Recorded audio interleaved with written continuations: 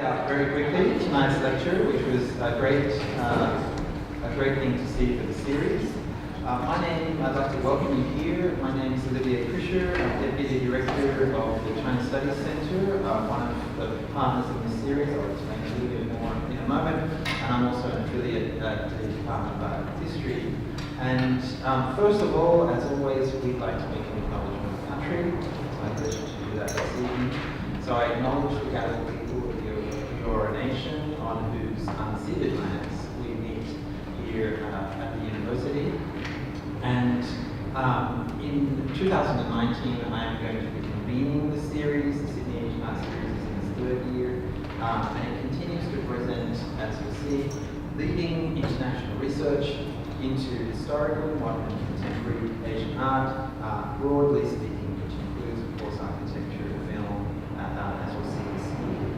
The series is actually a co-production, so I'd like to also acknowledge that it's co-presented by the University of Sydney's China Studies Centre, the Power Institute of Fine Arts, with the generous support of VisAsia, as well as a partnership with the Art Gallery of New South Wales. So you'll see here as well some of the lectures in the series at the Art Gallery of New South Wales and sometimes here at the University of Sydney. I'd also like to acknowledge Dr. Stephen Whiteman, who has really been the driving force behind this series. Stephen was formerly the lecturer in Chinese art here at the university, and since January has taken up a position at the Courtauld Institute. And nevertheless, we've forgiven Sussan and invited her to give a lecture this evening. But it was really Stephen who developed the series into what it is today, and I want to acknowledge him for that. In 2019, as you can see, the focus is on art and urban cultures, which I think is really a timely discussion, certainly something that we're thinking about at the China Studies Centre.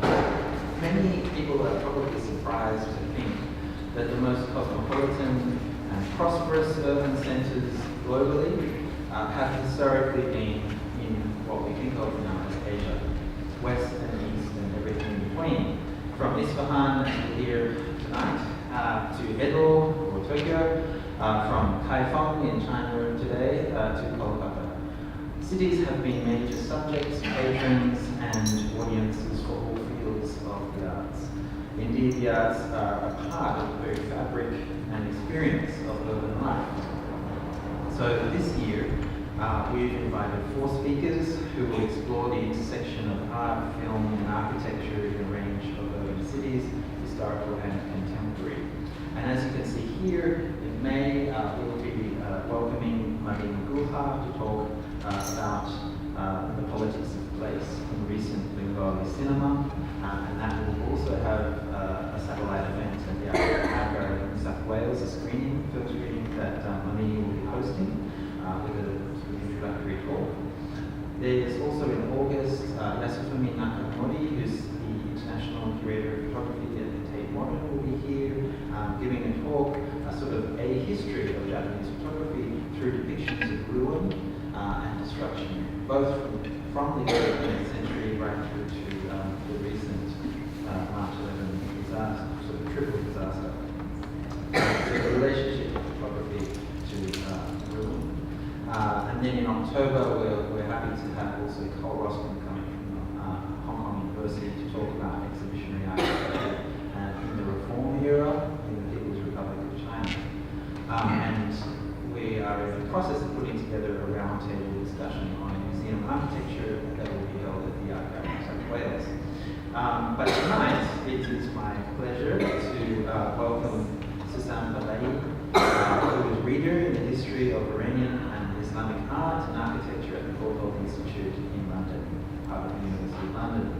She's currently working on a book about the intersections between visual and gustatory taste in early modern Iran, parts of which we are very lucky to hear in her lecture tonight, titled Seeing Taste, Art, Cuisine and Urbanity in Safavid, Persia, Iran. But I'll just list a few of her previous publication projects, which includes as an author Isfahan and its palaces, statecraft, Shiism and the architecture of conviviality in early modern Iran.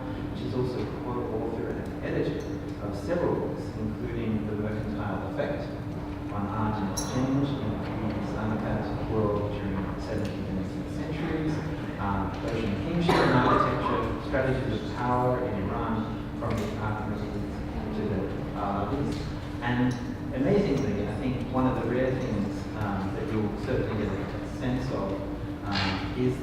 Dr. Babaie is one of the scholars whose work ranges from the classical to the contemporary. So she's also published on the work of Henriada's Shirin Shah.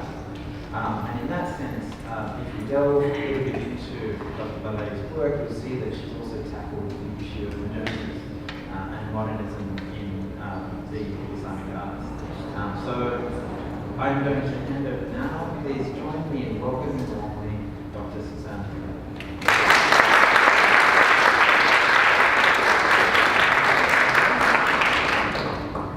Thank you very much for the very generous, kind introduction. I have to say for the invitation to the university, thank you. And to my colleague, Stephen, who is now in London. I apologize for taking him away. I keep saying that. But there is a new colleague coming here who will expand towards West Asia. Heyman, are you here actually? Yes, she is here. Heyman Peterson. I'm delighted to be here, this time speaking about the early modern period and especially about the subject of taste and visual culture and gustatory culture as intersect through what I think of as a condition of urbanity. So the premise of this, though you won't see Isfahan views until a little bit further into the talk, the preamble, the precondition of the discussion has to do entirely with the fact that these aspects of culinarity, as I would like to call them, visual gustatory intersections, are indeed byproducts of urbanity. And that aspect I will come back again in a little bit. The paper, in fact, tries to present in two parts, which then weave in and out of one another. And I hope I keep your attention throughout and not lose track of what I'm trying to get to. And it has to do with pictorial material, paintings, as in what's on the screen, has to do with dishes, as in objects that we use to eat from, drink from. It also has to do with dishes, as in recipes, food recipes. And I start with the paintings and an aspect of aesthetic experience, which I'd like to use as an opening for this. And for that reason, the paintings that are not on the screen, I should have looked back. No? There we go. The paintings that are on the screen are both of them representing a painting and a detail of a scene related to the story of Yusuf and Zuleika, or Joseph and Potiphar's wife. This subject and the paintings of this particular subject in Persian material of largely 16th century will create the sort of armature, if you will, onto which I'm going to hang these arguments, which are more abstract perhaps. So in a preface that was prepared in 1544, and I underscore 1544, mid-16th century, at a time which we think of European sort of emergence of a sense of art history and art historical self-awareness. This, in Safavid, Persia, this preface was written for an album for a Safavid prince known as Bahram Mirza, a brother of Shah Tahmasp, and by a celebrated 16th century Persian author and artist known as Dost Muhammad, who likens the life-giving operations of the pen, which is the brush as well for the painter, to the divine word or breath that gives life to Adam, he writes, and points to the inherent magic in this preface, he says, It points to the inherent magic, the dazzling potentialities of the making of life and of art. He equates the two in this context. I quote from him: "If a form is not worthy of astonishment, it is not worth the touch of the brush." That's how he connects the two. He then exemplifies the highly refined taste for the magic of the art of depiction by attributing to this work by the famous artist Sultan Muhammad, who was in the employ of the Safavid Shahnameh Mosque and who worked on the famous Shahnameh known as Shahnameh of Shahid Mosque, painted this celebrated painting with the title of the Courtauld Institute. And he talks about this painting in his preface, saying the thrilling properties that make, and I quote here, "the lion-hearted of the jungle of depiction and the leopards and crocodiles of the workshop of ornamentation quail at the fence of his pen and bend their necks before the awesomeness of his pictures." End of quote. In Persian, for those who understand how wonderful this passage is, "Keshid mardane bishe tasvir و پلنگان و نهنگان کارخانه تحریر از نیش قلمش دل ریش و از حیرت صورتش سر در پیشند." He continues further about this particular work, but I stop here to make a point here, to bring to your attention at the very least with this wonderful tool here, the fact that this picture never reproduces in any way that is satisfactory. I have never seen a reproduction that is clearly showing you what a marvel it is.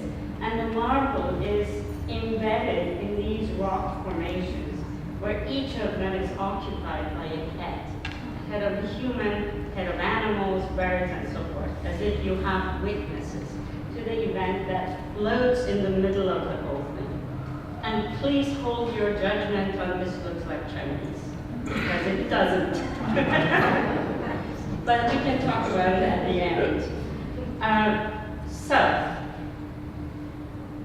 the conceptual links drawn between the brush and the artist's ability to inspire awe, and this is awesome. It's in the Isfahan Museum in Toronto, and it feels like making a pilgrimage if you go and see it. It literally feels like a pilgrimage. It's that moving.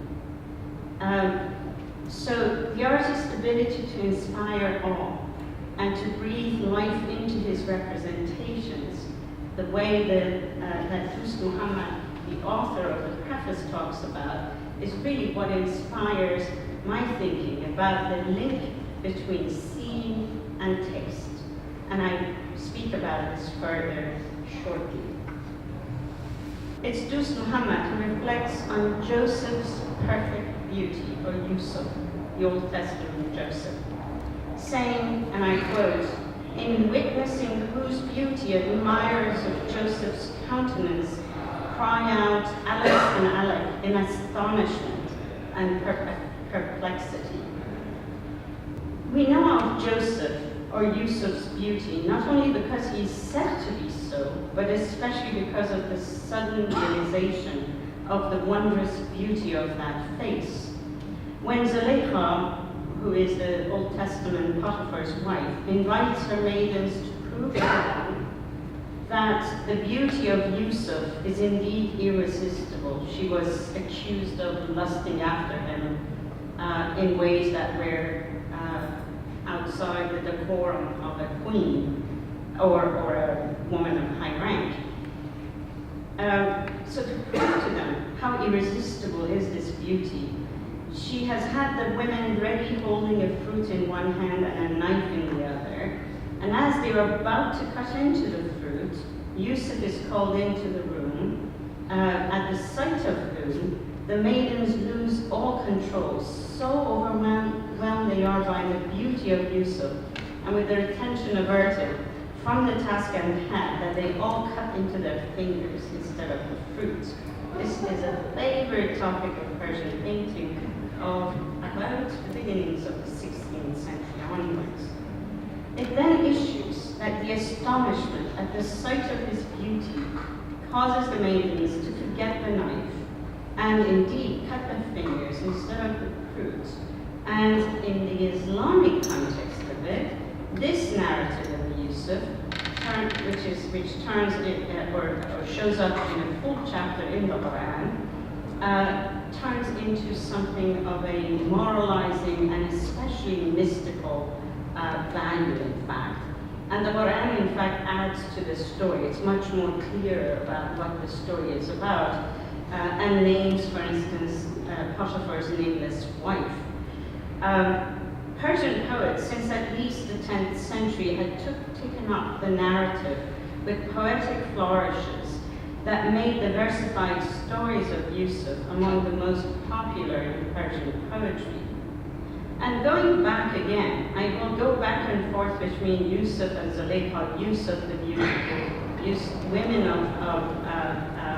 of Zulaykha's court and so forth, with regard to notion of taste, or evocations and invocations around the notion of taste and beauty. But here I want to go back to Dost Muhammad, the author of that preface, who makes those encomiums for the power of art to dazzle, or makes that claim that it can dazzle, that these are often embodied in depictions both literary and visual, especially of the story of Yusuf, in which the writer and the artist seem to elaborate concurrently on Yusuf's stunning beauty and his afsun, his incantation and the ability to cast a spell, to charm a dead soul into life. And I'm not ignoring the eroticized and mystical dimensions, which are of course another part of the whole story, and a very important part of the story as well. But I want to focus on what this juiciness, if I may, implies here.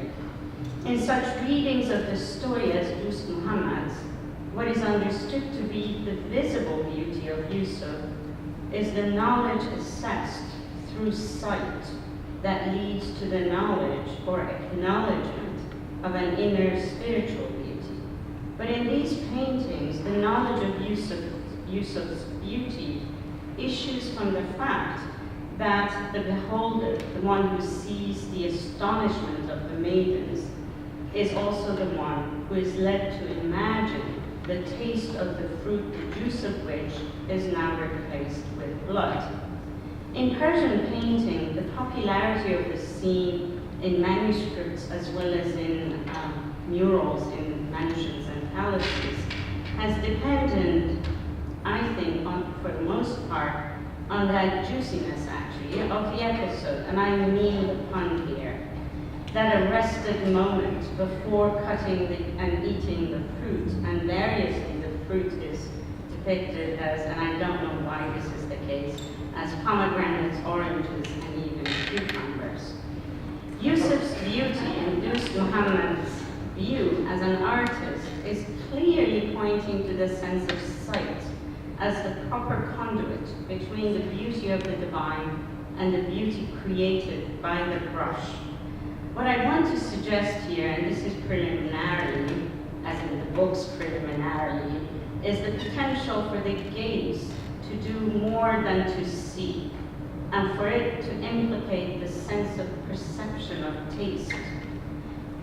If in such images as those of Yusuf and Zulaykha and the fruit-cutting maidens, beauty seen so dazzles as to insinuate a taste, one can perhaps also argue that gustatory taste can do something more for seeing, sight, and the gaze. The story of Yusuf had a long history in Islamic and especially Persian literature, but it remained outside the purview of the visual arts until very late in the 15th century, and especially begins to gain momentum in the 16th century, when the stories become frequent subjects of painting for luxury copies of manuscripts, and many of them related to the rendition of the story by the late 15th century mystical poet Abdurrahman Jami for his Haft Orang, or Seven Thrones.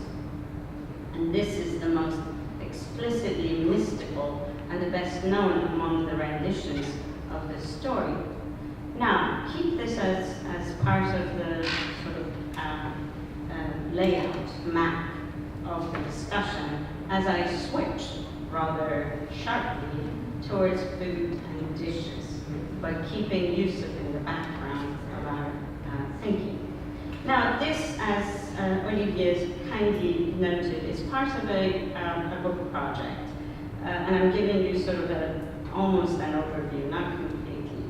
And this idea of seeing taste, two of them being interconnected, is part of the project. The research project actually takes account, makes observation of the remarkable rise in visual representations of culinary arts. That is, suddenly in Persian painting, you see images of making soup, grilling meats, tasting food, serving, socializing around eating and drinking, especially in paintings of the 16th and 17th centuries, at a rate and a prominence that is unprecedented. And you have to take my word for it. I have taken note of all the sort of repertoire, and this is the conclusion, that this is a moment when we see these issues, these subjects of related to food and tasting, objects and implements of eating as part of this construction of a new visual repertoire. And these also come together at a time when there is an observation on the production of luxury objects, dishes, literally, that are meant very specifically for serving and consumption of very specific kinds of foods and drinks that, in other words, responsive to the proliferation of certain kinds of recipes, of which rice dishes are the prominent group. Iranians in the audience who think rice dishes, Iranian rice dishes, have always been there would like perhaps to know that we owe these recipes to the early part of the 16th century and 17th century, that it is entirely of the Safavid period, of this particular period when we see this proliferation of references to food and objects. So the visual and material culture, of which in this slide I am simply evoking something of the incredible range of objects which are consisting, and this may seem ordinary, but to have these kinds of dishes, these big platters with a very wide diameter, and a range of dishes that are smaller, flatter, deeper, and they indicate different kinds of food that are being served in courses. Something we tried to do yesterday at the art gallery with some objects which were absent from the collection, but we tried, is the proliferation of the range of objects, sizes and shapes that speak to the particular manner of delivery of food and the kinds of foods that become popular in the urban environment, especially of Isfahan, but also in the 16th century in Tabriz and Qazvin, the capital and other major cities of Safavid Iran. It is compelling sort of proliferation of such a range of material. So there is a sharing of, or a sharing of visual material and culinary cultures at this time that seem to be spelled out in images, the proliferation of images of cooking, of serving, of actually showing the particularity of dishes that are being used. It shows itself in textual material, as I will briefly at least discuss, the treatises, cookbooks actually, written at this time with these new recipes in them. And on objects, some of these dishes actually speak about what is eaten, what is drunk in them, which is entirely a new sort of body of material. And advice about how to cook, how to present food, how to serve it beautifully. All of these bits of evidence come together as elements of what I would like to call taste, and the sense perceptions that each of them sort of trigger, which contribute to the making of taste in a collective, if you will. My venture into the shared spaces of sight and taste, painting and food, is further anchored on the historically compelling confluence of the evidence in the period that is Safavid Persian sort of context within an urban context. In other words, what is really important is the issue of urbanity, or the conditions of coming together around the urban spaces and the urban places, actually. And just to situate you here, this framing device and the condition of urbanity is particularly well laid out, perhaps, in the physical spaces and urban life, and the sense of sociability and urbanity in the city of Isfahan, which are all gathered around leisure, the exercise of leisure in this early modern period,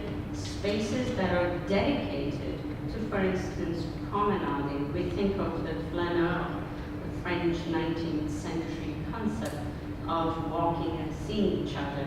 But this is the moment of, if I may put it, flânerie, or strolling actually, and stopping by cafes and taverns around the Maidan of Isfahan, where you would have spaces dedicated for social gatherings around eating, drinking, smoking, all kinds of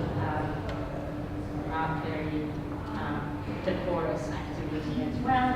And a sliver of this promenade, the Chahar, which was a tree-lined avenue dedicated to strolling and dedicated to entertainment, where people hung out at cafes along this promenade.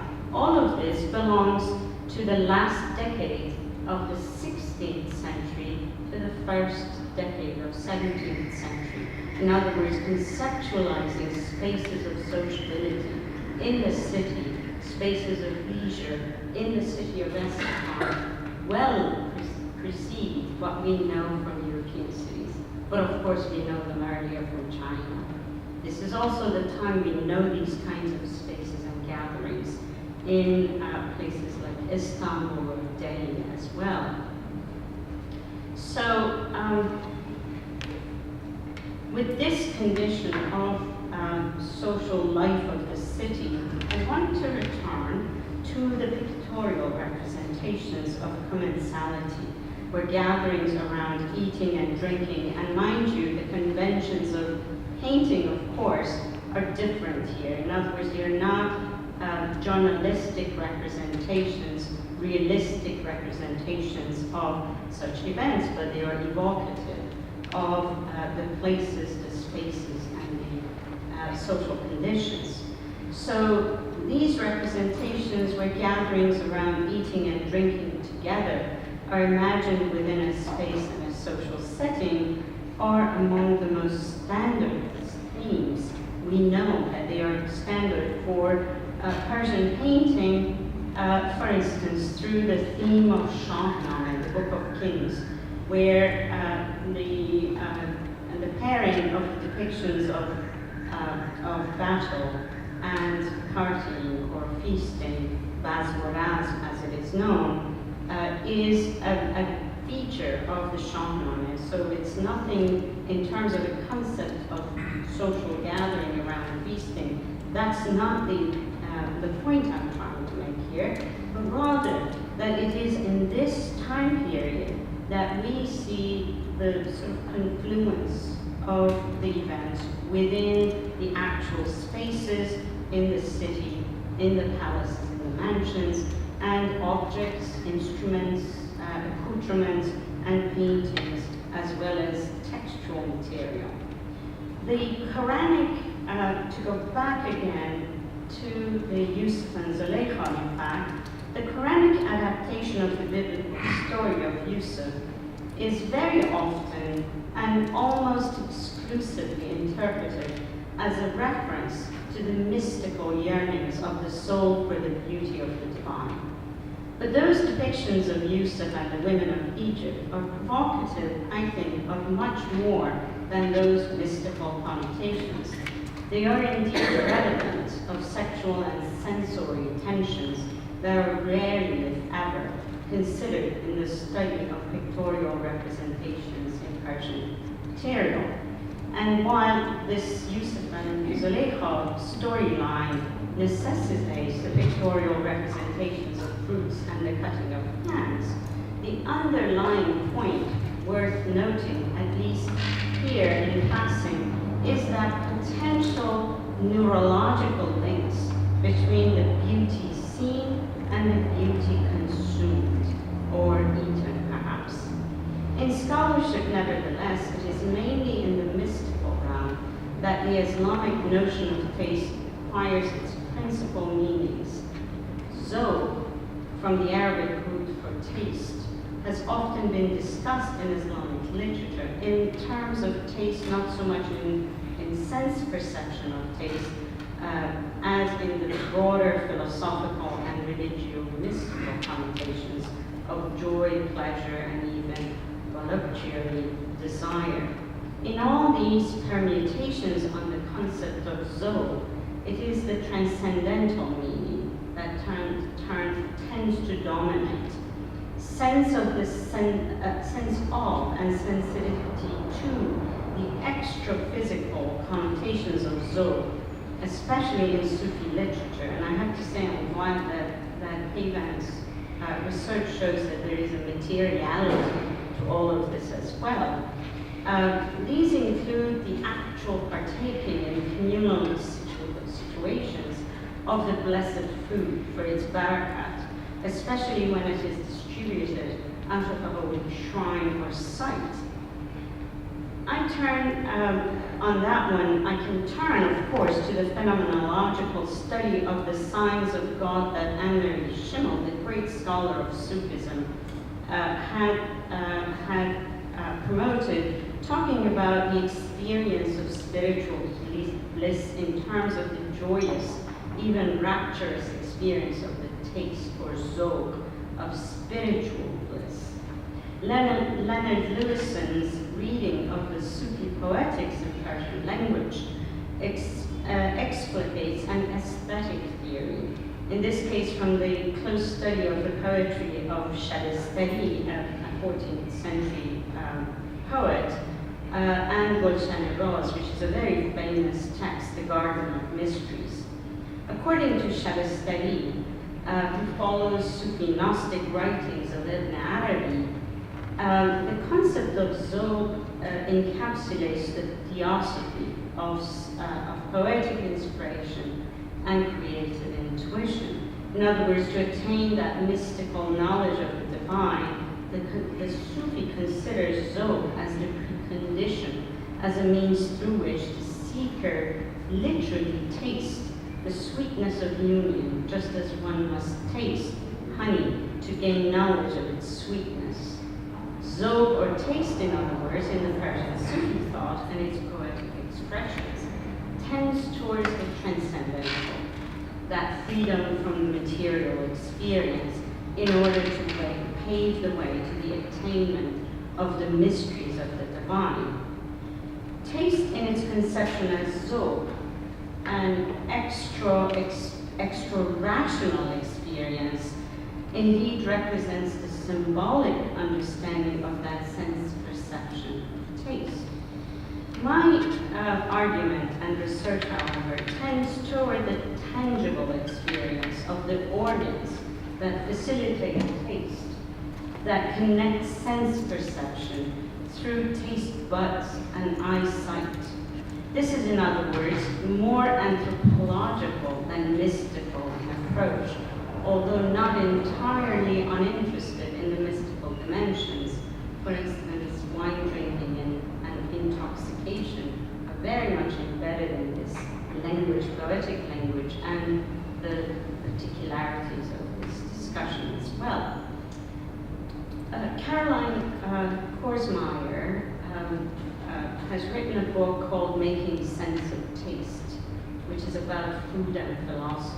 There she argues that where vision carries a certain ethical weight in aesthetic terms, given that its general association, especially in European cultures, is with higher faculties of human perception, taste in general is considered to be too base, too subjective, too much of a bodily function to deliver reliable standards of sense perception.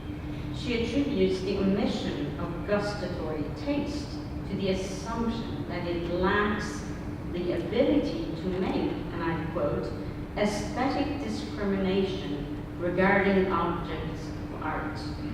Although the metaphor of taste is deployed in theories of aesthetic perception and evaluation, taste is not considered at all to be a reliable conduit for access to what philosophy attributes primarily to the sense of sight and hearing, but that the two, that is gustatory taste and vision, as Korsmeyer argues, belong to the same epistemology of sense perception, is especially relevant to my research and is further implicated in the tantalizing tidbits that I find in such contexts as cookery treatises, paintings, and ceramic objects made and decorated for food consumption.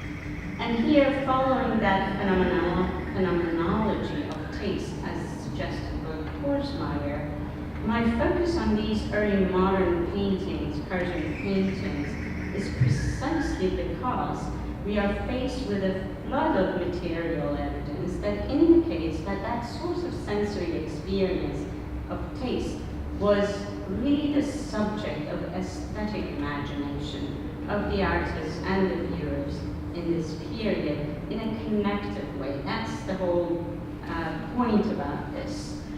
And this is about implied taste. To illustrate this point,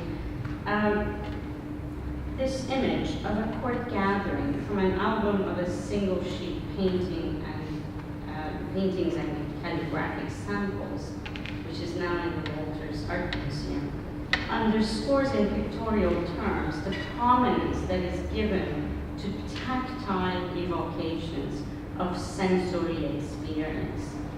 The painting is actually very much recognizable as the work of a particular artist during the second half of the 17th century, but that's not the important point. What I'd like to say is that this artist is particularly showcasing his ability and in fact delight in naturalistic techniques of rendering forms intensely. The roundness and solidity of the fruits, for instance, are made especially luscious by the manner in which they are touched and held. And this, I want you not to look at it through the lens of European mimetic technologies of depiction. I'm asking you to suspend that approach in this context. It's another discussion which we can't go into. So the unusual aspects of this painting are embedded in the gestures that imply imminent delight in tasting the fruit. I want you to notice, for instance, how the seated figure on the left puts his fingers around the fruit in the platter. Another one, standing behind the latter, points toward a platter of fruit held by a servant whose gaze returns the interest of the man. On the other side, behind the Shah, whom you can tell from his handlebar mustache, a musketeer, and the other ones sport the same kind of mustache, of course. A musketeer lifts a fruit to his lips while locking gazes with the sword-bearing youth next to him. Other details reinforce this, I admit, myopic view of the painting, but as one zooms into the visual evocations of the sensory experience of gustatory taste, these little details begin to sort of create the networks, if you will. There's the second seated man on the left side who lifts a cup of wine or cup to his mouth, while the standing youthful page offers a gold cup. In it, you can visibly see red wine actually, and this is offered to the Shah, who in turn raises his hand in anticipation of the cup. The three principal figures in the painting are distinguished by the extraordinary uprightness of those mustaches, while also implicated in a circulation of gazes and gestures that unusually includes the promise of a taste of a fruit, piece of fruit, or a drink. What is remarkable is that nothing like this we see in Persian painting before this period. It's kind of an intense, concentrated interest in the implied act of tasting, as we do in these early modern paintings, actually. This implied taste in the album painting that I just showed finds resonance in the work of artists who did the murals in the Chehel-Sutun Palace in Isfahan. This is a mid-17th century palace, which was specially designed for feasts, for gatherings around communal eating in a very formal, politically charged environment. And I'm particularly going to look at this painting, one of 4 large-scale mural paintings in this audience hall. One of these, the one that I show you here, it depicts a reception that is held by Shah Abbas I as the host, the royal host, representing a flurry of activity that is around a diplomatic event. This is about diplomacy, first and foremost. But I want to particularly focus on these telling segments or details in this painting. For instance, a detail on the right-hand side of the painting where you see this duo, and in the left-hand side, a couple of women engaged in activity that I will speak to in a moment. These kinds of vignettes in the mural of the women on the lower left and the male duo on the lower right-hand side are part of a larger sort of network of gestures, objects that evoke the significance of food, delivery of food, drinking in these communal, politically very charged diplomatic receptions. In these vignettes in particular, gestures and objects depict rather subtly sexually charged actions. The girls use the long sash, which is red-colored, worn around the crotch of one of them to perform a pleasurable embrace, and this is putting it rather mildly. In the men's section, the youth's pose of recline with curved back and crossed legs is contrasted by the upright seated figure of the older man, who invites the viewer, us, to see him hold the head of the youth while dangling a ripe fruit just above his parted lips. The sexual evocations in these two vignettes are in fact made all the more compelling by the use of fruits and drinks. The girl holds a cup of wine to her partner, the man holds his pear-shaped fruit near the mouth of his partner. The sensuality embodied by these details, which also evoke sensory experience of sound, touch, and potentially smell, is enhanced by the multiple ways of representing the experiences, the sensory experiences of foodstuffs, cups, bottles, dishes of fruits that are set on cloths in front of guests and entertainers, the covered platters of food that are carried by the pages. You see them in the right-hand side detail. In case you don't notice them, these are platters of rice dishes with a cover on top. And the Shah, whose gesture, offering a cup of wine, is made central to bring back the roaming eyes of the viewer onto a tangible, literally handheld cup of wine. And here too, the redness of the wine is made visible. The feasting murals, I've written about the sexual content elsewhere. The feasting murals, I have to say, my scholarly reputation is kind of roaming around sex and food these days, but that's beside the point. The feasting murals serve as potent political forms of propaganda that turn hospitality into an instrument of kingship, expression of kingship, in what is specifically Persian and Shiite, is indeed here, in my view, not accidental, to be concurrent and indeed ubiquitously depicted in such images as these wall paintings, not only in the palace, but also across the city and in private mansions of the city as well. So public spaces as well as private spaces.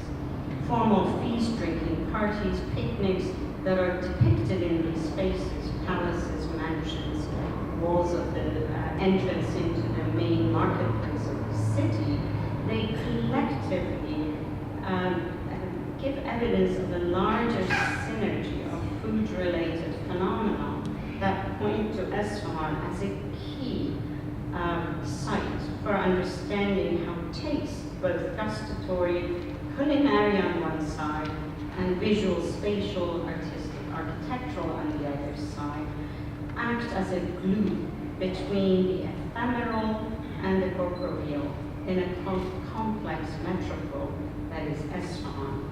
And those cafes, parks, promenades, taverns, all of these spaces of social life and sociable life and entertainment were integral features of the plan of this city and communicate these kinds of events. Although the pictorial conventions deployed in the paintings depict imaginary settings or reference historical scenes and accoutrements of leisurely drinking, eating, frolicking, all of this seems to be also part of the life of the city, as comes through European descriptions, as are also depicted and evoked by artists of the time. The point here is the kind of suggestive, perhaps, evidence through the visual and other forms of representation, objects and so forth, a kind of sensory experiences that implicate taste buds through the sense of sight action. And perhaps one can make the proposition that in light of that Yusuf and Zuleika's stories that we looked at earlier, these images are not only of youth, or those images are not only of youth and beauty and elegance encountered in those cafes, taverns, and bazaars, but rather, and maybe additionally, these are also about the taste of that event, or the aesthetic experience thereof. So in other words, this subtly implied taste is maybe lost on us. We can't read it, we can't see it, we can't understand the edibility of that beauty, but that must have been part of the experience in the Isfahan context here. So one last point I want to make, I hope I have time for that one last point, is that two Safavid cookery books, treatises that survive and remain largely ignored in scholarship, and especially with regards to visual connections to taste, these concern chefs, royal chefs, who write about the proper composition of dishes for presentation purposes, and that they insist that the person who assembled the dish should disassemble and distribute the food so as to maintain its visual, textural, and gustatory integrity. And references they make to the platters and their component parts and the way they have to be carried, they all indicate a high degree of choreography in food presentation, which is itself a complex, aestheticized approach to foodways.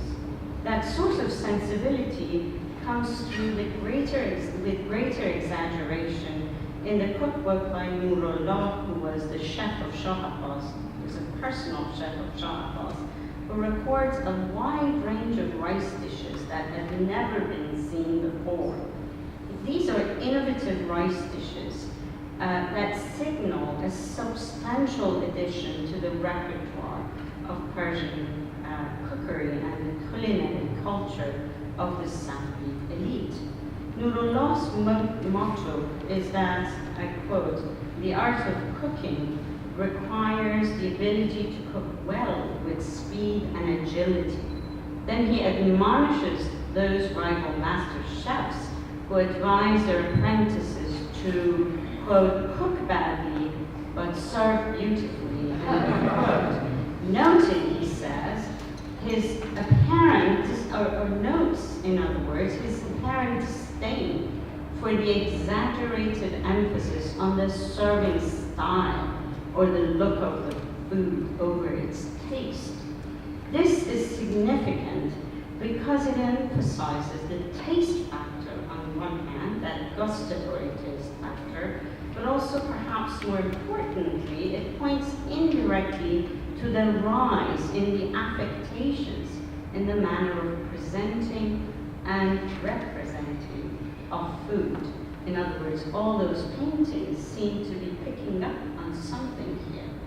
And these, in a way, offer intriguing glimpses into a well-defined strategizing of sensory experiences, and especially of the dimensions of taste between eating and seeing. And they appear to represent a degree of culinary refinement that is not just a matter of courtly practice, as the paintings and perhaps some of the dishes testify, but also they point to a wider sensory activation of the urban experience. And this is very much heightened by the presence of the dishes and of actually tasting things. In this case, the master chef himself holds what might be assumed to be a wooden tasting spoon to his lip. And all around him are cooking instruments and people busy strewn stacks of platters, blue and white bowls and metal covers, and all of the accoutrements of cooking, tasting, serving, even in an outdoor picnic such as this, which we saw also represented in some of the murals as well. The gestural implications of the cook, those of the king and his attendants, whose touch of the food or the a cup of wine are vividly foregrounded. The tasting of a pear or a sip of wine in the company of the Shah, his guests, courtiers, and so forth, and perhaps the master chef. All of them point to pictorial innovations on familiar subjects of Persian painting that compel us to look again for the visual evocations of taste in culinary realms, but also taste shared by way of seeing, or those sort of pictorial realms, which brings me back to that notion of tasting the fruit in an implied fashion. I stop at this with my thanks.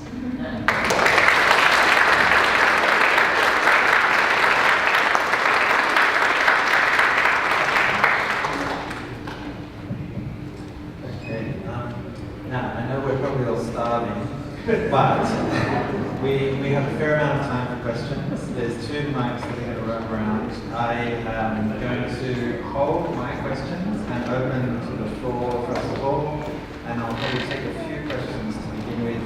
And for the sake of the video, we've asked Sussan to stay here at the rostrum, otherwise we would welcome her to sit, but that's just to explain why we're forcing her to stay at the rostrum. So I'll open to questions and maybe take a couple and Wait for just wait for the microphone. because then we can record. Maybe one more question before we get started. Thank you very much for this fascinating presentation. I just have one question about our own fragrance. That's a very important dimension, which we could see the rose water vessels there, and you can imagine their own food. And fascination with roses, especially in Yes. Iran. I just wonder whether you could have something Yes. about that. Yes, and you cannot think about taste buds without thinking about the sense of smell, of course, and the neurological links there are hugely important.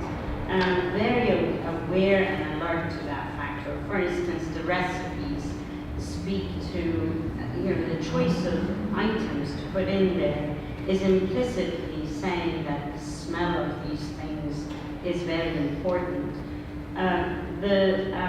That sort of a dimension of the study and touch, in other words, the 5 senses are engaged here.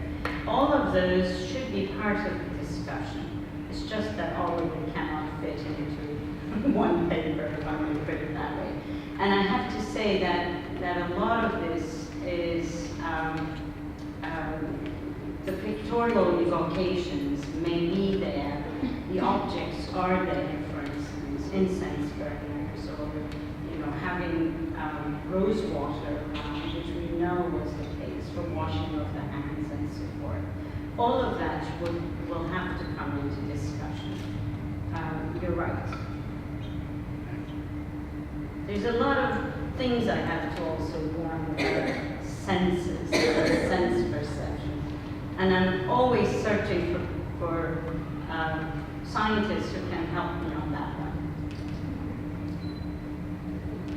Thank you for a very interesting talk. I was just wondering if you could say a bit more about the social or political context. What kind of processes do you see at work in wider Iranian society at this point in time that you would connect to this phenomenon you've referenced, urbanization? Are there, how confident can we be in making these kind of links with the social history or political history at this point in time? Thanks. Yeah, thank you. That's a really good point.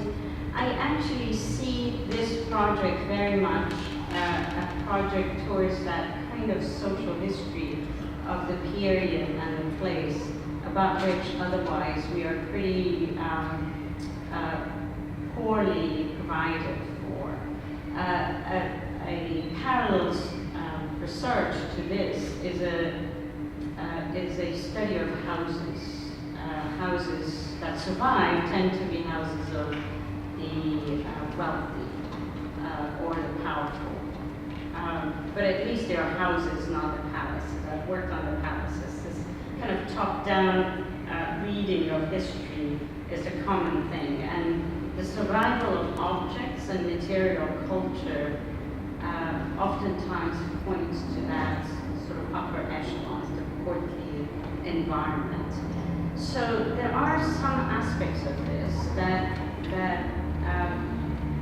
make me feel more secure in the claim. For instance, and you have to put these all in this puzzle, one of which is the very fact that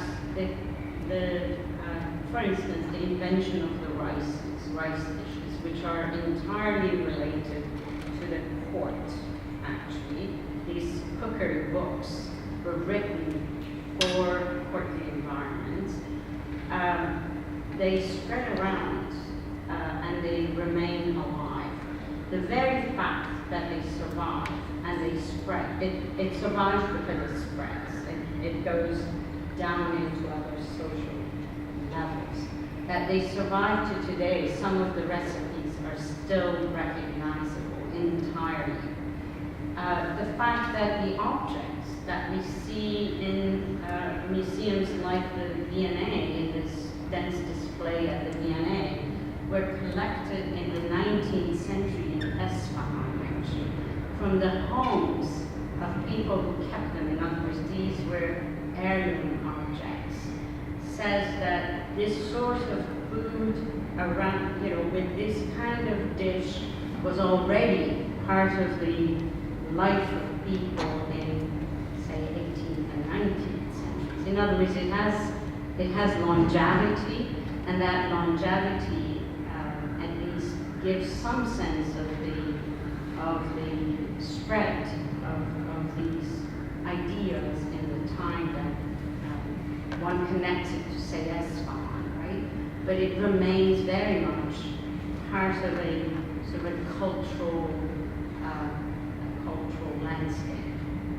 So in the end, it has to be stitched together with the hope of touching on social history and material cultural history where we don't have enough evidence.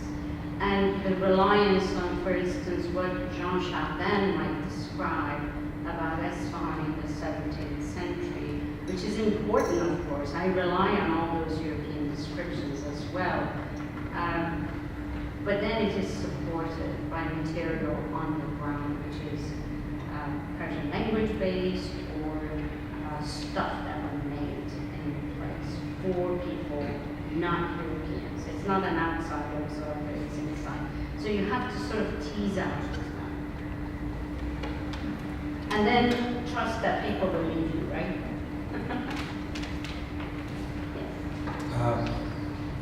Professor Babaie, thank you. Beautiful talk. Thank you. I'm amazed at this sort of entertainment hall, throne room, or whatever it is, in the palace of Isfahan, because I had no idea. I thought that figure representation under the Safavids was limited to books and manuscripts. No. I had no idea. Can you go back to the image of the throne room and can you tell us a little bit? It's not only vast life-size images, but raunchy images as well. So I'm amazed that they're still there. They've been preserved. Yeah. Please tell us. Okay, so first of all, it's unusual for the Islamic world in an urban environment to have, for instance, large-scale wall paintings of figural representations. These are inside the palace, of course, but at the entrance into the main marketplace of Isfahan, there are mural paintings which depict Europeans at a fete, which is really extraordinary itself. And then you have scenes of Shah Abbas at a hunt and, picnic and so forth as well. That an urban environment in the Islamic world would have wall paintings of this scale in the public site is unusual. But this has nothing to do, let me preempt that next question, nothing to do with Shiism versus Sunni Islam. It has to do with an undying commitment to figural representation in the Persian inside. In other words, this is shared not just by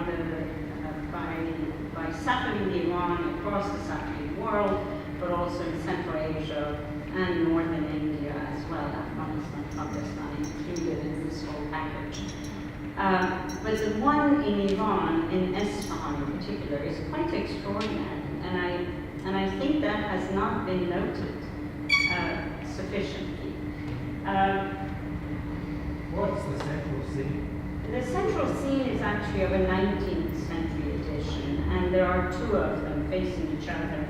This one is the Battle of Chaldaran, at which the Safavid Shah Ismail lost to the Ottomans. Very strange to have it.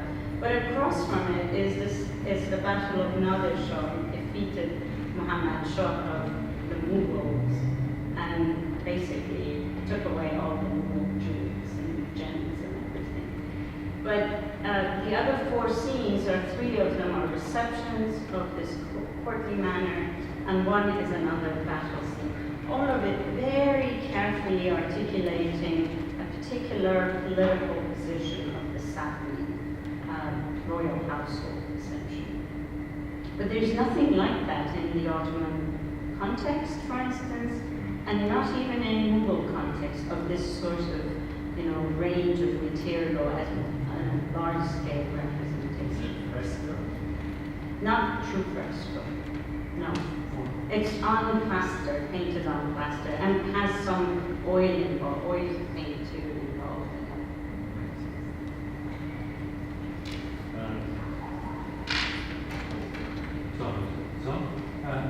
No, no.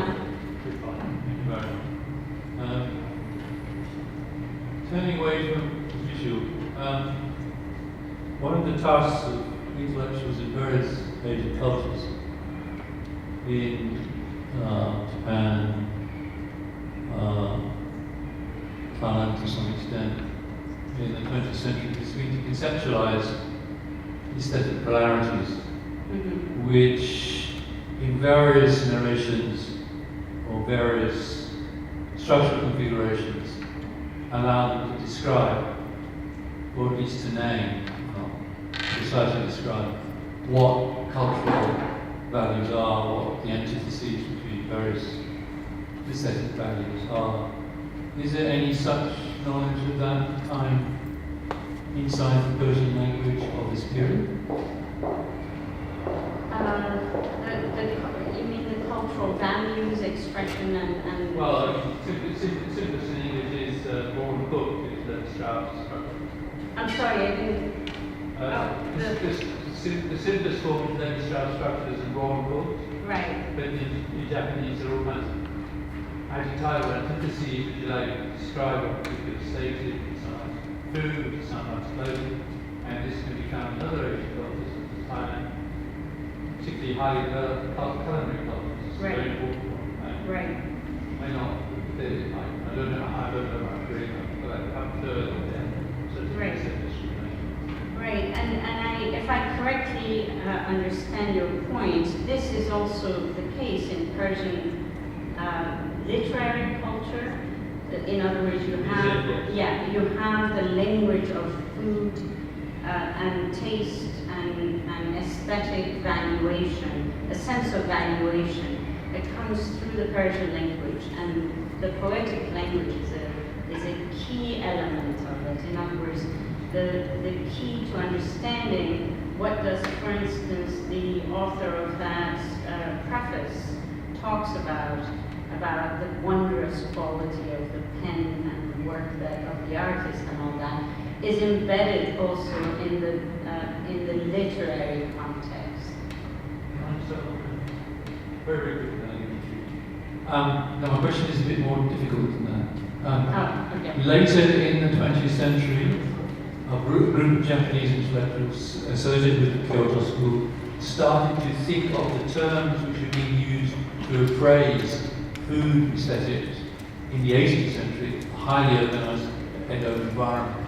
And by creating polar types, they began to map what you might describe as the substructure or the implicit structure of Japanese aesthetics of urban plebeian kind. That hasn't been done. That hasn't been done, but because I know about philosophers working in other parts of the Islamic world who've started to try and think about that, Yeah.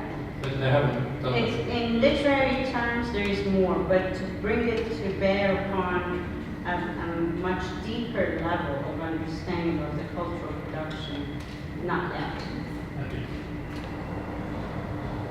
I have it. Yes. Go ahead, Jim. Okay, you've trailed the rice in front of us several times. So I want to come to the rice, devoted as I am to polo. And so was rice introduced, or was it made more special in this period? Does the introduction of rice to the elite have something to do with the complexity of feasting and the fact that you could share a composite dish with collation on top, you know? So So how does rice figure in this new sophistication? Right. And where does it come from? Well, rice is introduced by the Mongols. So we know that rice becomes one of those sort of items, if you will, that comes with the Mongols. And it's popularized, but never to the level that we see it at this point. So in other words, the kinds of dishes, recipes that we see for rice from early 16th century onwards, we don't know them from earlier periods.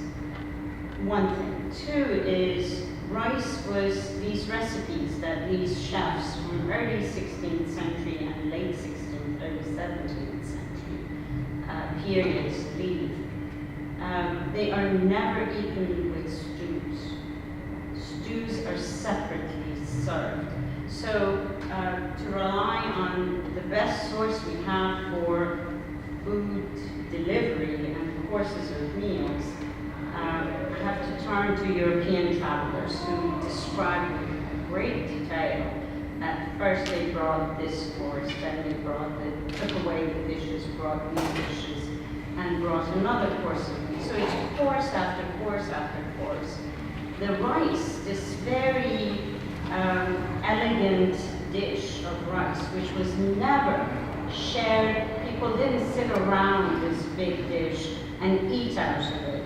It was simply brought to the sofra, the cloth, and then delivered in individual plates to people. This rice had in its mix nuts and herbs and meats and birds and whatever was that particular recipe. Never with the stews that have become the manner of eating rice nowadays among Iranians. And that's an important point you're making, because there are bowls for those stews, and the stews were of course separate, and the grilled meats were of course separate. And to Europeans, all of this was extraordinary actually. They noted, because it is so unusual to have them at this point in these courses. And the courses were to them somewhat strange as well, as in they complain that the Persians bring dessert first. They brought the fruits and sweets at first, and they still do that. They still serve you fruits and sweets first. But the point is, this was very carefully codified. Everybody knew that this comes from, and the repeated description of these courses of meals by people who came from different time periods and different places really shows that this was an established method of delivery of food, and very carefully it was very elegantly codified, choreographed. And it's interesting to also note that after everybody ate a lot, that's when the drinking started. That's a cool idea. I don't know why you looked at me that way. We were talking about this. Well, as we are now going from the sublime to the ridiculous, I'll pursue this. You talk with real admirable specificity about the cultural time and cultural place. But I just wanted to reflect on the fact that the history of painting in Western traditions and many other traditions is full of the attempt to capture things that painting cannot do. Whether it's movement, smell, taste, the obsession with food and laying out an endless feast. And now we have, our addiction to cookery programs. You cannot taste a damn thing that you see on MasterChef. You cannot taste anything that's on Instagrams from their restaurant to you, right? But why do we do it? Why have we developed in many cultures across the world a desire to capture visually that which is totally beyond the power of depiction, visual depiction, to actually, we cannot replace the experience of eating with looking at a painting of eating. Yeah, why do we do it? Ephemeral too. Yeah. I mean, you eat it, it's gone, and the experience is gone as well. I mean, but why an obsession? Because it's an absurd thing for painting to take on. Is it because painting is a hubris? I mean, our desire for visual capture of everything means that we want to capture that which is totally uncapturable. Even if, if you think of Velázquez spinners, the movement, there is no movement going on, but the desperate desire to show, the movement of the spinning wheel and how clever it is to try is an attempt which is always going to fail. But, I was looking at these wonderful depictions of the sensuality, the sexuality of eating, and thinking, it's not sex, it's a poor substitute for it. See, your point of view is very different from a cultural point of view that actually sees it as something that is not. Okay, let me turn it around. The Persian painting approach, and this is generalizing beyond belief, right? You have to accept this one as a shortcut to this point, is always alert to the artifice of painting. The very fact that you would paint, let's go back to my pages, because pages are good. The very fact that you paint on a piece of paper with the rocks and the trees going onto the paper, breaking away from the framing it, it's never about capturing that which cannot be captured. It's always about evoking that which cannot be seen. The fallacy of naturalistic or realistic representation and perspectival views is in the very attempt that it aims to capture that which cannot be captured. Whereas in these instances, it's my reading of Persian painting and that particular perspective is that it's not trying to capture that which cannot be captured. It always wants you to really make it up in your mind's eye or in your imaginary or imagination, right? So it never is describing. It very intentionally avoids description. It's not ekphrastic ever. And because it is not, it's interesting to think that the poet or the author of that preface, in fact, refers to this painting in ways that are totally, crazy actually. The fangs of his pen and all that stuff. So in a way, it really requires a different perspective to look at Persian painting, and I think the very absence of that effort to be realistic, to be believable, is part of the deal. In other words, it always allows for the viewer to in fact think that that is about sex, that is about the taste of food, because it's not trying to persuade you that it is the thing, right? Does that make sense? No, I mean, it's an extremely compelling answer to the question. I'm not sure that it fully explains why depiction, across a whole range of things, and it doesn't need to be realistic depiction, but visual depiction seems to hint at what it lacks all the time. Right. But I think Persian painting hints at the very fact that it is an artifice with greater energy and consistency than what is the European methods of depiction.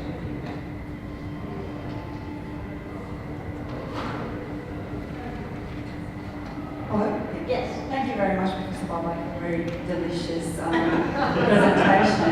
I really You need should to all go home have some and Persian meal now. dinner. I think you concentrated on the pictures with more food in them, but if you go to Aligarh and many other places, you see actually more bold pictures of half-naked women dancing and very sexually charged pictures. I showed you something of it. I wonder, I mean, this is always something that I'm puzzled that how I link these kind of pictures at that time of history with the birth of Shia and expansion of Shia at the time. So it was always a contrast to me, so I was wondering what you think of that. It's a really good question and a puzzling one. I understand that part. I don't think it has anything to do with Shiism. Shiism actually is a lot more tolerant of the kinds of behaviors that in a very orthodox environment, that is orthodox Sunni environment, there's no tolerance for them. But you have to remember that the paintings you're talking about, the Arabic paintings you're talking about, are the ones that are in the public spaces are not half-naked women. It's in private spaces that you would have actually pretty racy pictures that made some of these European visitors blush. I don't know why. I mean, they had it all over European painting. I don't know, but they complained about it. In the Chehed Sutun, for instance, it takes a very observant viewer to say, this, the two girls and the man on the right, and all of that has some suggestive connotations. But there are half-naked women, for instance, with transparent blouse, but those are in small private rooms. Those are not public spaces. So there is a sense of decorum in a kind of a formal ceremonial space that is publicly accessible and a more informal private space that is for the use of, say, the Shah and his favorite women, let's say. Having said that, the Safavid period, and in particular this Isfahan period, is really, I mean, the Europeans all thought that the Persians are oversexed to begin with. It is a period of the emergence of, for instance, in single sheet paintings, of images that are very provocative, even pornographic. And that is all within the private realm of consumption. If there were things like that before this period, they haven't survived. We don't know. But in this period, the numbers are large, the variety is stunning actually, and that they were all presumably meant for private consumption.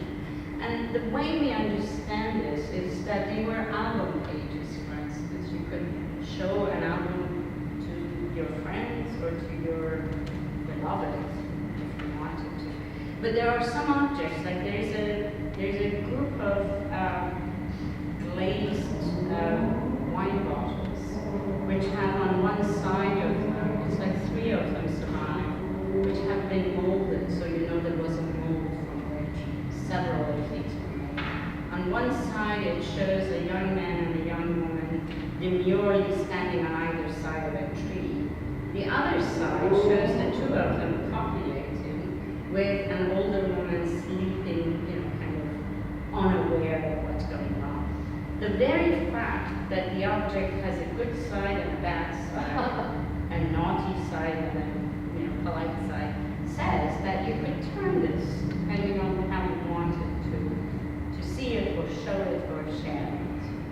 So there is a sense of certain strategies about who would see what under what circumstances. And it has nothing to do with a contrast with Shiism. Shiism is part of a religious practice with a political structure. Everybody had become Shiis slowly by 17th century. But then this is the other side of the life of Islam. And whoever says Shiis don't do these things is clearly wrong. I am in the position of Mike. Just before I have a burning question, and so I hope that you would sort of bear with me. But there's that question again of where is this coming from, and it's Safavid instead. And putting aside religion, I'm thinking these are really cosmopolitan spaces. And you've mentioned, you have Europeans coming and documenting things, and some of the documentation that you have seems to depict diverse crowds, despite an elite and sort of courtly life is often cosmopolitan as a sort of expression of wealth and power. Yeah. How much of that is also informing potentially this taste or fashion at the time? Briefly. Yeah, no, it's a really important part of it. I tend to think that they are, interconnected and really reinforcing one another.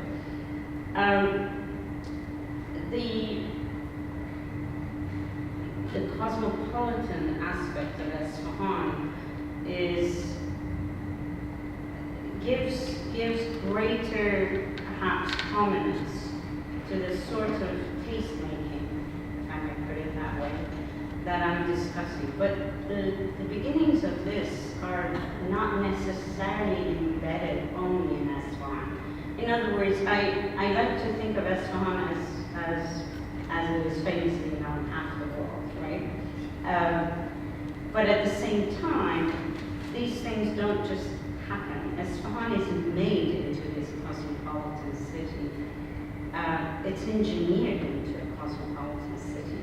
But these sort of habits that come with taste of certain kinds of foods or gatherings and so forth, I think are slow brewing but certainly very much prominent aspects of the cosmopolitan nature of Isfahan. And the city, the urban design gives actually the spaces for it. So if you don't have this kind of a social space that we find in Isfahan, you don't have the place for those kinds of encounters, perhaps. It's not the only city that has these spaces, but it is the one about which we know the most in terms of what happens in them. So in Kerman, in Mazandaran, in Yaz, elsewhere, you have urban centering in such a manner, but we don't know if this sort of a cosmopolitan life unfolded to the degree that it did in Isfahan. This is centralizing exercise as well in this kind of a very, very modern mode of it. And I'm not trying to impose it from a European point of view, if I may add that one. Well, thank you. It's been an incredibly generous talk. Please join me again. Thank you.